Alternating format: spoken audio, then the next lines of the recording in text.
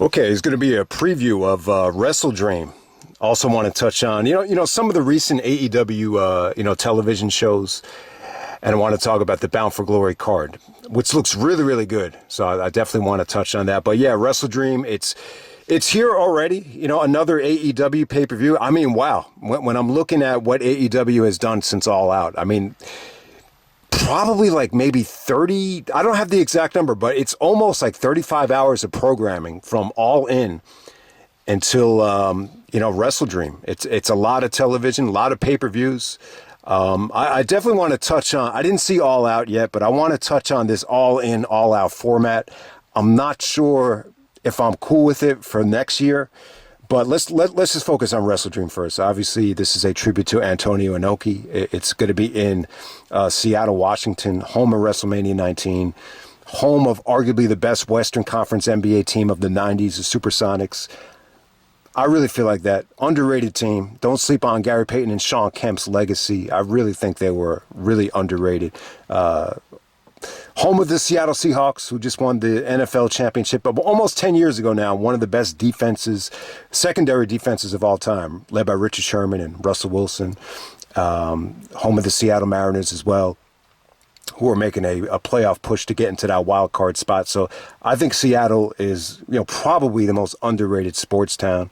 On top of that, they have a great legacy. Home of arguably the greatest WrestleMania of all time in WrestleMania 19, arguably.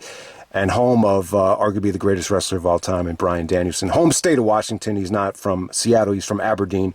But he's going to be taking on Zack Sabre Jr., and I know the term dream match has gotten a lot of criticism in the past, especially from guys like Jay White and Eric Bischoff, who say the term is played out. But, I really think AEW has lost a lot of money by not really, cashing in on a lot of dream matches that they could have done. An example would be Punk versus Omega, and there's been plenty of other ones. Even Bryan versus Punk, I think not doing that was a big mistake in retrospect. But the bottom line is we're going to get Bryan Danielson, Zack Sabre Jr., the rematch from 2008. At this point, this is going to be a match where both guys are coming into this thing with a lot of cachet. I didn't even know who Zack Sabre Jr. was in 2008. That was probably like the smallest, independent show that Bryan Danielson wrestled on in 2008. That summer, he was like wrestling everywhere. But with Bryan and Zack, it's just got tremendous international appeal. That's the great thing about Danielson. He's not a one-trick pony. He just doesn't know the American WWE style. He's wrestled in Europe. He's wrestled in Japan. He's wrestled all over the world, and he spent a lot of time in the United Kingdom before he won the Ring of Honor World Title. So it's just going to be a match made in heaven. I would love to have Nigel on commentary during this thing. This is a match that this is worth the price of admission. The price of the whole. I would pay $50 just to see this match. So no matter what happens. Definitely expect a review of this show. I am not going to miss this show for the world. This should just be, some of the best submission work and some of the best, counter wrestling I think we've ever seen. There's not a lot of build up here. I like the promo that Zack cut in New Japan, and I really liked what Bryan was saying about Zack, that he's a great wrestler, but he's missing that mean streak. He's missing that violent edge that just makes Bryan Danielson so well decorated. So this is going to be an awesome match. I would expect this to main event. And, when you look at Zack, you kind of say to yourself, maybe he could have been used better at Forbidden Door. I don't think the television championship is on the line. But this is a match that should have happened at Forbidden Door a couple years ago, so you get to get it now. So I'm really excited about it. I mean, I haven't gotten to see a lot of Zack Sabre Jr. Once he kind of wrapped up his PWG tenure, it's been mainly stuff in New Japan. I'm not a subscriber of New Japan World, so this is a treat for a lot of guys that love Japanese wrestling but aren't, willing to, go over there and watch the full shows from back to back. I'm just more of a fan of, Japanese talent when they're used as special attractions in the United States. I think, we just love, when they're used as special attractions. And, that's what this is right here. So this is an international dream match. I don't know if this is going to have a ton of, mainstream American appeal. But no matter how you look at it, man, it should be an amazing match. Hangman versus Swerve. I think this is going to be a good match. I love the build-up right here. They actually got the main event go-home segment on Dynamite. I thought Hangman was great, talking about how, maybe I'm entitled, but every single time I got the chance, I knocked it out of the park every single time. And he's right about that. You know, when they put him in the tag match at Revolution, was the match of the year. When they put him in the Iron Man match against, or the 60-minute match against Danielson, winner is coming, 5-star match. You know, he had the match of the year in the rematch against Danielson. The stuff with Punk, that was probably some of the best stuff Punk had done when he was in AEW, the main event from Double or Nothing. So, Hangman's been great, but yeah, I think Swerve does have a point about the complacency. He's just kind of there. It's like, what direction does he have? He's just kind of there within the elite, while Swerve is trying to become, they actually brought race into it. I'm sure not a lot of people are crazy about it, but, Swerve mentioned that, there's never been I think Hangman actually mentioned that there's never been a black AEW champion. Maybe this is the start of Swerve, climbing up that push. So I was impressed with Swerve. I love the stuff that he did with Seattle. The trash talking about Russell Wilson since he's come to the Broncos, but they were in Colorado, so it was perfect. That was like the perfect, setting for him to do that promo, with the whole Russell Wilson just flopping in Colorado. So I really enjoyed the segment there. It seemed like Swerve was a little bit nervous at first, but like he turned it around as the promo went on. So I love the go home segment there. So this is a match that kind of came out of nowhere, but it's getting a main event type of build. So I'm really looking forward to that. The MJF stuff, he's taking on the Righteous of Vincent and Dutch. I wouldn't expect much from this other than a storyline angle. You saw Jay White get attacked by a lot of the guys that were wearing those Halloween-like MJF masks. I'm sure maybe Adam Cole and Roderick Strong and Matt Taven and Mike Bennett might get involved here. There seems to be, this is going to be very stable oriented. I think we'll finally see where Adam Cole lies in this situation. I kind of get the feeling that the Cole injury is a work. But, when you watch some of the stuff that went on in the Grand Slam main event with Joe and MJF, he was kind of limping around. So who knows? That was just such a weird night with all the injuries. And everything going on there, but I would just expect MJF to lose this match, and for Vincent and Dutch to actually win the ROH tag team titles because of the the Adam Cole injury. But it's not going to be a great match. I definitely don't even see this thing being an actual match like that. That's how I'm looking at that thing right there. Jericho, Omega, Kota Ibushi versus the Callis family of Takeshita, Sammy Guevara, and Will Ospreay. This is going to be incredible. This is going to be like the 6-man trios match of the year. I think it'll be awesome. Jericho always brings his A game when he's in there with Japanese talent. He's teaming up with his fellow mate from Winnipeg, Manitoba. I mean, it's still funny, man, how there ended up being a better wrestler, arguably, from Winnipeg, Manitoba than Chris Jericho. It's incredible. So they're teaming up with Coda. And yeah, man, I mean, this should just be a lot of fun. I think Don Callis has been great on the mic. I like this core that Callis has recruited, and Takeshita, Sammy, and Will Ospreay. I think it's great for everybody. So yeah, Ospreay is going to be part of Bound for Glory as well. So looking forward to that.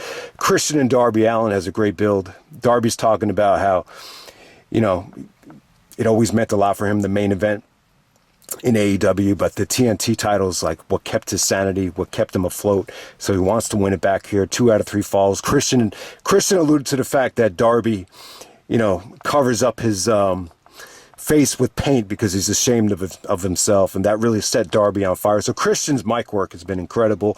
2 out of 3 falls. We've said it time and time again, there's nobody better than Christian at structuring and putting together matches. Even that triple threat with RVD and Jericho from Unforgiven, there's a reason why that was so good, even though the crowd was dead for it. I'm sure Christian had a lot to do with the creativity behind just the structure and the way that match flowed. And yeah, I mean, I think that's another thing with AEW. They have this mentality where they don't want to be like WCW, but I really would love to see guys like Jericho, Christian, and RVD touch again, down the road. But, I think they have this mentality where they want to be so different than WCW that, I think they're losing a lot of money with that philosophy. So, but hey, the bottom line is Darby and Christian, it should be a hell of a match.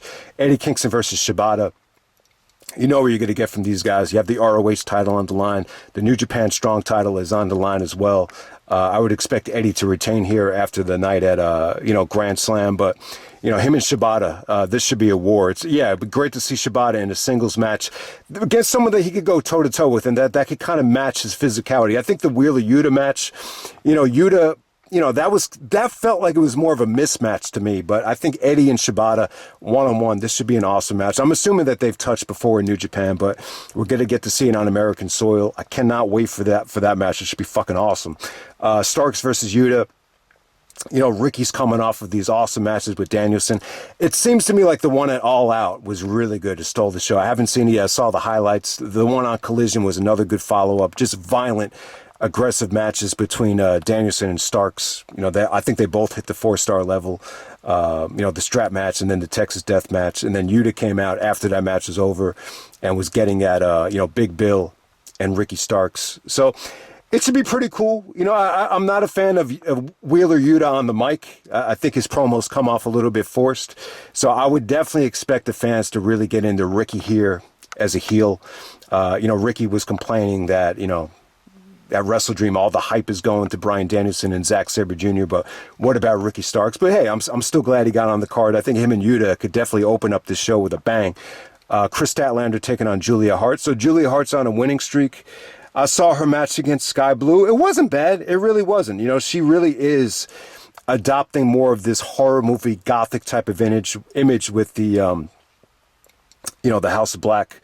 Her submission work has been pretty good. I'm not crazy about Julia Hart because she reminds me of, who, Alexa Bliss, with a lot of the stuff that she's doing. But, Statlander and Julia Hart, the last person to beat Julia Hart was actually Kris Statlander. I think that's what they were saying on the countdown to Wrestledream. So I think this should definitely be a good match. I think the women's championship, the TBS championship, it's in good hands. I like Statlander. I think she delivers in the ring. So I'm just not sure if this is going to be a home run, though, this matchup right here. But then we got the Young Bucks, Lucha Brothers, the Gun Club, Orange Cassidy, and Hook. A 4-way match. This should be awesome stuff. Anytime you have the Bucks and the Lucha Brothers in the same match and you mix it in with Orange Cassidy, this is great experience for Hook. I think this is like the first major pay-per-view match Hook is having that's not a pre-show match. I'm not crazy about the Gunn family, but this should be a good match to determine the number one contenders right there. Don't have a problem with it. So yeah, this looks like a loaded show. I think Wrestledream looks pretty damn awesome. So if you haven't seen it yet,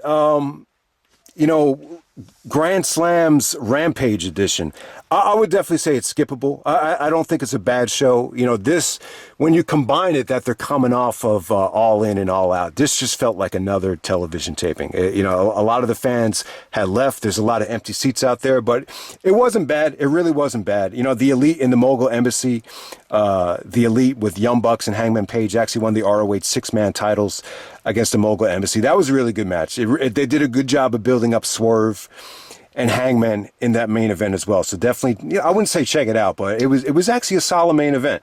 They opened it up with Sting and Darby taking on Christian and Luchasaurus. It was extremely short, but you understand it. You want to get Sting out there at the Arthur Ashe to open up the show. The Acclaimed in the Dark Order, wasn't a bad match. The Righteous actually win the 4-way tag to get the title shot at Wrestledream. Julia Hart actually went over Skye Blue by submission. That, like I said, it wasn't bad. The stuff with Hook, Orange Cassidy, and Statlander going up against Angelo Parker and Matt Menard, teaming up with Anna Jay. So Anna Jay's got the new breast implants. I don't know if she's the hottest girl in AEW. I think my pick would still be Dr. Britt Baker, but it is true. I think Jungle Boy's still suspended, but he's dating the hot, Anna Jay, and he's getting a haircut and a total makeover. So yeah, man, I guess the YouTube comment section does help because it's hard to remember a lot of these usernames, especially when they keep changing. But I know a lot of people have suggested that in the comment section. So there you go. But yeah, Rampage. Rampage is kind of taken a hit since Collision. So yeah, but overall, I would definitely say this Grand Slam has definitely gotten weaker every single year. I think when you set the expectations that high with Bryan and Omega, you would just expect to see matches on that caliber. But I still think this Grand Slam was a good one.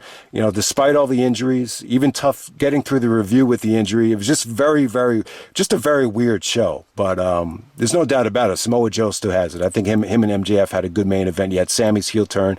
You had Eddie winning the title. It's a pretty good. The Dynamite portion of it was pretty good. The Rampage one was definitely. It just felt like another television taping. And it's funny because when you look back at Grand Slam 2021, a lot of people thought the Rampage edition was better. That 2 hour when they started off with Punk and Hobbs, and I think they closed out with the Young Bucks and Jungle Boy and Luchasaurus. So I think Adam Cole was in that match, the trios match. So yeah, definitely the Rampage is just taking a hit. It's just going to be the third wheel in AEW's television right now. So you just like to see Grand Slam get back on track. I think the overall Arthur Ashe stuff just kind of took a hit because there was just so much hype with All In and All Out back to back. But yeah, man, I just want to talk about Collision. The Bryan Danielson Ricky Starks matches. The one from All Out and then the one from Collision, the Texas Death Match, awesome main event. Danielson really credited Starks for carrying him through the All Out match when he wasn't totally healthy yet. And then they had the rematch on Collision. Nigel was on commentary. JR was great. He was rejuvenated there. I think Danielson, that's the ability of Danielson. He, someone that is old and just kind of on the way out like Jim Ross. The fact that he could, rekindle that passion in guys like JR and Nigel, that's the specialness there. And it was just very violent, a lot of intensity. And, the stuff with the chain, the submission work, the running knee with the chain wrapped around his knee, just great stuff there. I mean, even though Starks lost both matches, he's gotten a huge rub from it. He's built momentum.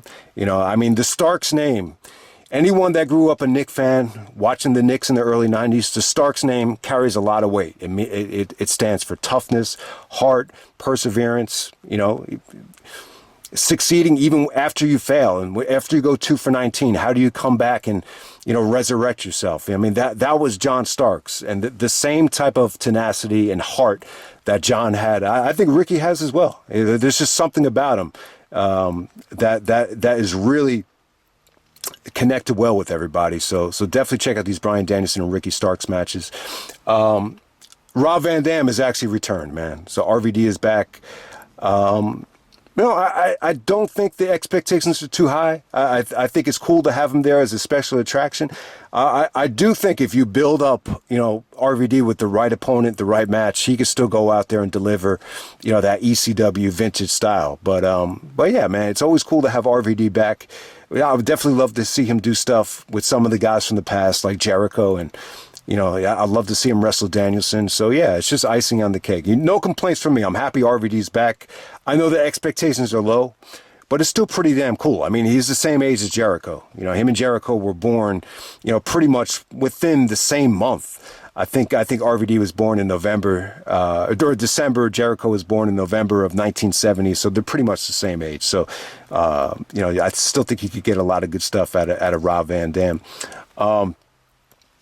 So yeah, man, this past Dynamite was great. I thought the MJF Jay White segment was awesome. You saw some really good matches as well. The highlight would be Brian Cage, Claudio, and Nick Jackson, one of the best Dynamite matches of the year. The 4-way with Orange Cassidy and Penta, Matt Jackson, and Austin Gunn was good, but I would definitely say that 3-way with Nick Jackson going over, that was the better match. And the MJF Jay White Tofu promo, that leads me to believe Jay White's probably going to get the title shot at Full Gear. MJF actually, orchestrated a beatdown on Jay White with all the guys in masks. So it should be interesting to see if they really go all out with both stables. Both guys have stables, so, or it looks like both guys are going to end up in stables. So we'll see how that plays out. But yeah, really quickly, just want to touch on Bound for Glory. But before we do, though, I don't know if I'm cool with running All Out right after All In. How many people? I don't know, man. I don't know if they had a deal where if you bought one, you got one free. I don't know how they did it exactly, but it looks to me like you had to pay for both pay-per-views. $50 for both shows. So, you know, unless you're a millionaire, I don't see how you could afford to buy, you know, two $50 pay-per-views in 1 week. So if they're going to continually do All In at Wembley, what should they do about All Out in Chicago? Especially now that Punk is there. Should they just scrap the show? Or, you know, do they just kind of, you know, move it to another month? I'm not really sure. But, yeah, I just think it's a bad idea. And it is funny to me because, you know, I thought All In was great, but I wouldn't say like it was amazing. You know, I just think the match ordering, and I just felt burned out after Stadium Stampede. So I just don't think the show, for me, just has a ton of replay value, especially once you get past the main event. I've said it time and time again. I think MJF and Cole was great, but I think once you know the result, I just don't think that main event has a ton of replay value. So to me, like, it looked like All Out was definitely the better show with like Omega and Takeshita. You know, you had Danielson returning, having the really good match of Ricky Starks, the strap match, which got a great reaction. You know, it seems like the Moxie Orange Cassidy main event over-delivered. So, you know, just from someone that didn't see All Out, it looks to me like All Out was the better show. But I just think, you know, I don't know if there's going to be too many people that are going to want to, you know, spend the money on both shows. So it does suck, though. It looks like AEW is not releasing DVDs anymore. So eventually, if you want to see All Out, either you watch it on a legal stream or you got to just suck it up and buy it on Bleacher Report. So I don't know. Eventually, we're going to have to make a decision about that because I really want to see All Out because that looked to me like it was probably, you know, from top to bottom, you know, probably the best AEW pay-per-view of the year. But yeah, man, let's wrap this up. Bound for Glory. You got to get Alex Shelley defending the belt against Josh Alexander. I saw some of the stuff on Impact. It looks like Shelley's going to turn heel, but I think him and Josh should be an awesome main event. You know what they can do. They had the main event at Emergence last year, so that the match is so good. It's the best match they could offer on the main roster. So, you know, why not just do it at Bound for Glory? So we'll see what Josh can deliver, man. He's been injured. He's actually back sooner from the injury than expected, so that should definitely be a great main event right there. I would expect Shelley to retain and turn heel. You're going to get Will Ospreay taking on Mike Bailey. God, that match looks awesome. So they're really stacking the deck here, which is good. Ospreay and Mike Bailey should be an awesome match. So, you know, it looks like Ospreay's just going to be working for everybody. New Japan, AEW, and Impact. Can't complain about that, man. And then you're going to get Chris Sabin taking on Kenta. For the X Division title. So, yeah, I mean, obviously I haven't been too high on Kenta, but when you watch Kenta take on the right guy, he had a really, really good match with Mike Bailey last year. Yeah, apparently he had a really good match with Josh Alexander. The stuff from WrestleMania weekend was a little bit weird, but we'll see if Sabin and Kenta can over-deliver. First time ever, you know, to my knowledge. You're going to get Trinity, who's actually Naomi, taking on Mickie James. That's a blockbuster match. That's the biggest women's match they could offer. So you can't argue with that. So yeah, you got 4 really, really good matches announced for Bound for Glory so far. I think all 4 matches can hit the 4-star level. All 4 matches have a ton of potential. So yeah, man, it looks like Bound for Glory is going to be a must-see show. So I'll end it right there. I hope you guys enjoyed the video. Check out Wrestledream, and I'm out.